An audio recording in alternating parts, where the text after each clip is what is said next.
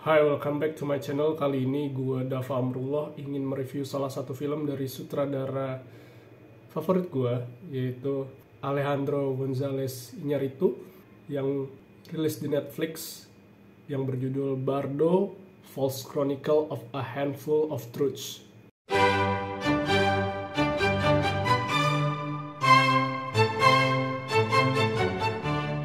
Setelah 7 tahun pasca film The Revenant yang tayang pada tahun 2015, akhirnya penantian panjang gue untuk menyaksikan salah satu karya dari Iñárritu terbayar tuntas ketika gue menyaksikan film Bardo ini.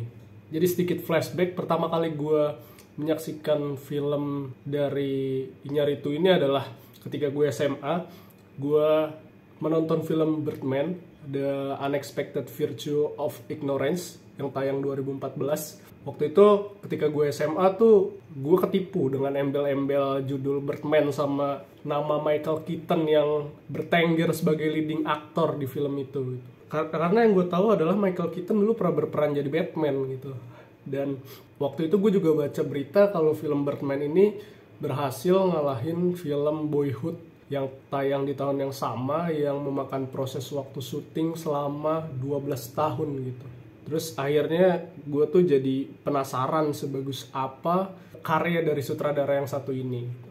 Pas gue SMA tuh gue kecewa ketika nonton film Birdman karena gue nggak mendapatkan film superhero yang gue ekspektasikan gitu. Gue pikir gue tuh nonton film jelek yang gak jelas gitu dengan protagonis pria tua yang keras kepala, terus dia krisis identitas, terus kerjaannya cuma mondar-mandir panggung, berceloteh sama orang-orang, dan lari-larian di tengah Times Square pakai celana dalam, ditambah lagi back soundnya itu bunyi drum yang ganggu banget gitu. Ya itu yang pertama kali gue dapat dari karya dari Iñárritu.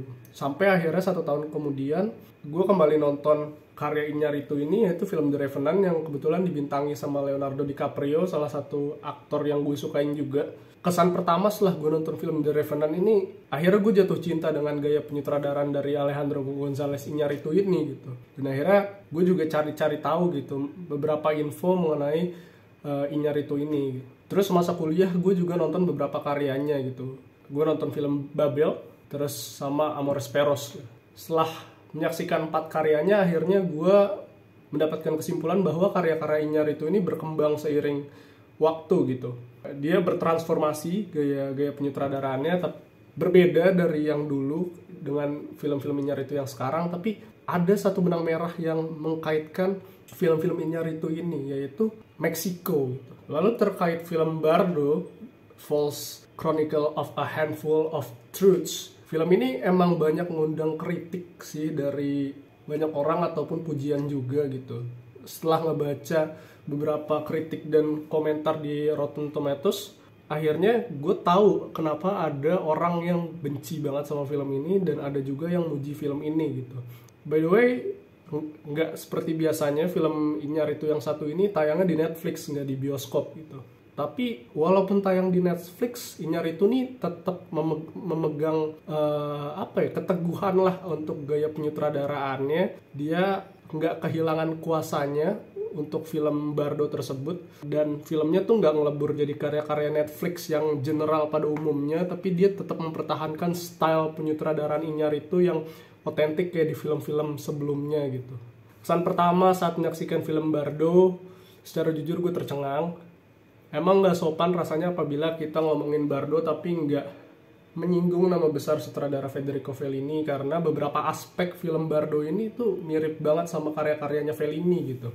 Oke, start dari ceritanya. Bardo ini bercerita tentang Silverio yang diperankan oleh Daniel Giménez Cacho, semoga penyebutannya benar, yaitu seorang jurnalis sekaligus pembuat film dokumenter yang lagi dilanda krisis identitas, terus kecemasan, masalah keluarga, dan juga trauma gitu.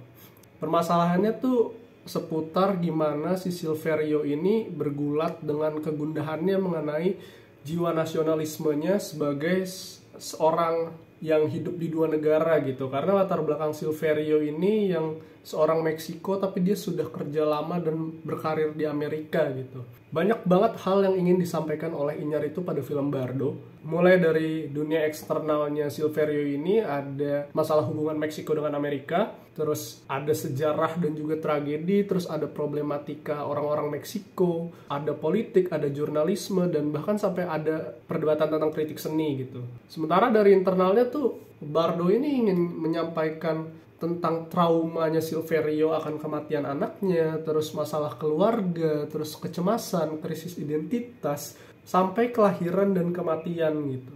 Semua hal tersebut itu bercampur aduk dalam durasi 2 jam 39 menit. Banyak menampilkan adegan-adegan surreal gitu, dimana penonton tuh diajak berkeliling antara dunia nyata, fantasi, imajinasi, terus dan memori dari tokoh Silverio itu sendiri. Dan inilah yang mungkin menyebabkan Bardo ini dikait-kaitkan sama karya-karyanya Fellini gitu. Kalau ngebahas sinematografi, film Bardo ini patut banget diacungi jempol menurut gue, karena Darius Khondji ini duduk di kursi Director of Photography, itu dia mampu menyalurkan semua keinginannya Iñárritu melalui aspek teknis sinematografi gitu. Ya seperti yang kita ketahui sebelumnya di film-film Iñárritu ini, rata-rata gaya penyutradaranya Iñárritu seperti itu gitu. Kalau kalian melihatnya secara visual gitu. Di film Bardo sendiri, teknik sinematografi yang paling menonjol adalah penggunaan wide angle dan long take yang konsisten sepanjang film gitu. Jadi penonton tuh akan disuguhkan dengan teknik moving yang terus-menerus tanpa putus untuk mengikuti pergerakan tokoh Silverio dalam mengeksplor ruang, terus emosi, dan juga dunianya gitu.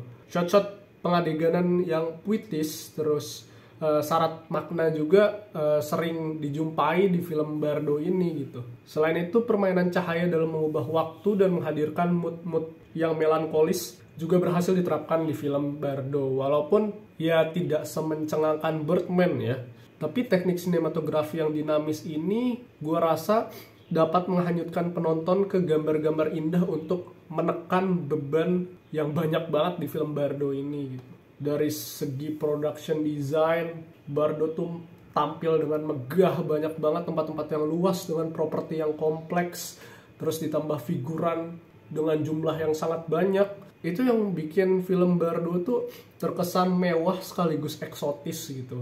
Selain itu ada juga beberapa adegan yang direproduksi dari film-film Iñárritu yang sebelumnya, yang kalau kita nonton tuh kayak, oh ini ada di film ini ada di film ini. Gue juga ngasih applause buat para aktor dan aktris yang bermain di film Bardo, karena mengingat segi teknis yang gak mudah tuh tentunya ngaruh juga dengan kepada acting pemainnya gitu. Khususnya mengenai sinematografi sih, dimana karena pengambilan gambar ini long take, itu nggak mudah untuk dilakukan oleh para kru ataupun aktor yang berakting itu sendiri.